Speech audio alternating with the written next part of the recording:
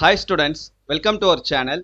இந்த வீடியோவில் நம்ம என்ன பார்க்க போறோம் அப்படின்னா 11th ஸ்டாண்டர்ட் இங்கிலீஷ்க்கு இந்த குவார்டர்லி எக்ஸாமினேஷன் 2024க்கான ஒரு original official government question paper பார்க்க போறோம். இதை பார்க்கறதுக்கு முன்னால நீங்க இன்னும் நம்ம சேனலை சப்ஸ்கிரைப் பண்ணலைன்னா சப்ஸ்கிரைப் பண்ணிட்டு இந்த வீடியோக்கு ஒரு லைக் பண்ணிட்டு கண்டினியூ பண்ணி பாருங்க. ஸோ மறக்காம வீடியோவுக்கு லைக் பண்ணிட்டு பாருங்க. நிறைய பேர் லைக் பண்ணவே மாட்டேன்றீங்க. ஸோ நம்மளுடைய சேனல்ல இந்த 11th இங்கிலீஷ்க்கு இம்பார்ட்டன்ட் கொஸ்டின்ஸ் வீடியோ அப்லோட் பண்ணியிருக்கோம். ப்ரோஸில் எதெல்லாம் முக்கியமான கொஷின்ஸ், போயமில் எதெல்லாம் முக்கியமான கொஷின்ஸ், ஃபிகர் ஆஃப் ஸ்பீச் எதெல்லாம் படிக்கணும், பேராகிராஃபில் எதெல்லாம் முக்கியமான கொஷின்ஸ் அப்படின்னு சொல்லிட்டு கம்ப்ளீட்டாக நம்ம வந்து இம்பார்ட்டன்ட் கொஷின்ஸ் நம்ம இங்கிலீஷ்க்கு வந்து அப்லோட் பண்ணியிருக்கோம். இன்னும் நீங்கள் அந்த வீடியோ போய் பார்க்கலன்னா மறக்காமல் போய் பாருங்கள். அந்த வீடியோவோட லிங்க்கை நான் இந்த வீடியோவோட டிஸ்கிரிப்ஷனில் தரேன். ஸோ மறக்காமல் பார்த்துக்கிறேங்க.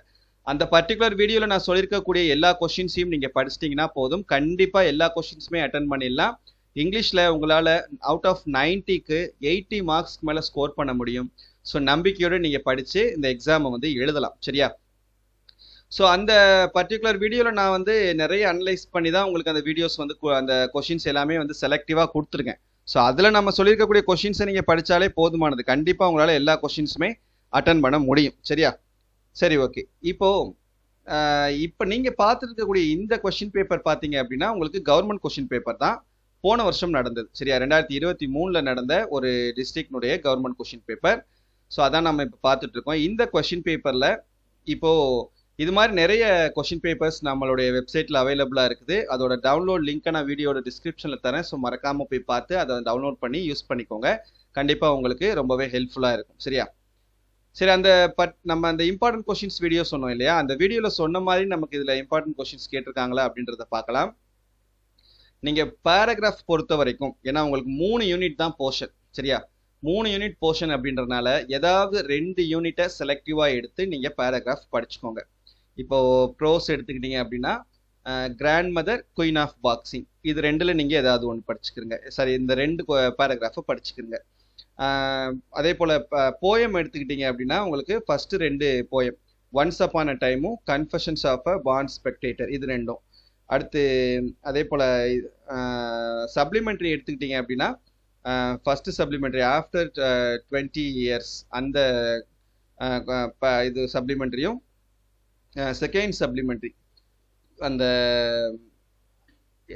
Short in the dark. So அது 2 நீங்கள் படிச்சுக்கிட்டீங்கன்னா போதுமானது. ஸோ கண்டிப்பாக அந்த 2 பேராகிராஃப்லேருந்து ஒரு பேராகிராஃப் கேட்டுருவாங்க. நீங்கள் ஆட்டோமேட்டிக்காக 3 பேராகிராஃப்மே அட்டன் பண்ணிடலாம். அப்போ 3 × 5 15 மார்க் எடுத்துடலாம். ப்ளஸ் இந்த சம்மரி ஒன்று 5 மார்க் வந்துடும். அப்போ 20 மார்க்கு ஆட்டோமேட்டிக்காக இந்த பேராகிராஃபு, இந்த சம்மரி, ஒரு லெட்டர் ரைட்டிங், அந்த ஃபார்மெட் நீங்கள் அட்டன் பண்ணிங்கனாவே 3 மார்க் உங்களுக்கு கொடுத்துருவாங்க. அப்புறம் இந்த லாஸ்ட்டாக வரக்கூடிய கொஷின் நம்பர் 47, இந்த 47 வந்து உங்களுக்கு பேசேஜ் காம்ப்ரிஹென்ஷன். ஆட்டோமேட்டிக்காக இதில் உங்களுக்கு ஒரு 5 மார்க் வந்துடும். அப்போ நீங்கள் வந்து பாஸ் பண்ணுறதுக்கு கஷ்டப்படக்கூடிய ஸ்டூடெண்ட்ஸ் நீங்கள் இந்த 5 மார்க்கில் மட்டும் நீங்கள் கான்சென்ட்ரேட் பண்ணாலே பாஸ் பண்ணிடலாம். 3 பேராகிராஃபு, ஒரு சம்மரி, லெட்டர் ரைட்டிங் ஃபார்மெட்டு, அப்புறம் last question number 47 passage comprehension. இது ஒரு 5, இது ஒரு 3 8, இது ஒரு 5 13, ப்ளஸ் இது ஒரு 15 28 மார்க் உங்களுக்கு ஆட்டோமேட்டிக்காக வந்துடும். நீங்கள் 25 மார்க் எடுத்தால் பாஸு. பட் நீங்கள் ஃபுல் மார்க் வாங்குவீங்களான்னு சொல்ல முடியாது. அதனால இதில் ஒரு 20 மார்க் வச்சுக்கிட்டா கூட இங்கே உங்களுக்கு 3 மார்க் கொஷின் ஆன்சர்ஸ், நம்ம இம்பார்ட்டன்ட் கொஷின்ஸ் கொடுத்தது மட்டும் நீங்கள் படிங்க. கண்டிப்பாக அதுலேருந்து உங்களுக்கு கேட்டுருவாங்க. இந்த ஃபர்ஸ்ட் கொஷின் நம்ம சொன்னது தான், செகண்ட் கொஷின் சொன்னது தான், தேர்ட் கொஷின் சொன்னது தான். ஸோ நம்ம இம்பார்ட்டன்ட் கொஷின் சொன்னதுலேருந்து தான் 3மே வந்திருக்கு. அப்போ இதில் ஒரு 6 மார்க் நம்ம எடுத்துடலாம். அடுத்து இந்த அப்ரிசியேஷன் கொஷின்ஸ் வந்தீங்கன்னா, இந்த அப்ரிசியேஷன் கொஷின்ஸ் பார்த்தீங்கன்னா நம்ம இம்பார்ட்டன்ட் கொஷின் சொன்னதுலேருந்து தான் உங்களுக்கு கேட்டிருக்காங்க.